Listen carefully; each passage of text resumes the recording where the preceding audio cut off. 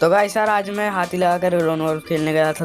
तो जो मेरे साथ लोन वॉल्फ में हुआ उसे देखकर आप भी डर जाओगे। तो भाई यार जैसे ही लोन वॉल्फ स्टार्ट होता है मैं चला जाता हूँ सामने बंदे से टीम अप करने, लेकिन बंदा मेरे को मार देता है।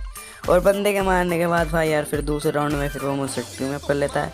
वो मुझसे टीम अप करता है भाई यार, फिर मैं उससे इमोट दिखाने लग जाता हूँ कि भाई, फिर वो मेरे पास आकर बैठ कर फिर वो भी इमोट दिखाने लगता है खड़ा होने के बाद। तो भाई यार मैं इस तरफ मुँह था तो मैं हवा में घूंसा मारता हूँ उसकी तरफ मुँह करने के लिए। तो भाई यार जैसे ही मैं घूंसा मारता हूँ तो वो मर जाता है भाई यार, उसके लिए बहुत सॉरी। अगर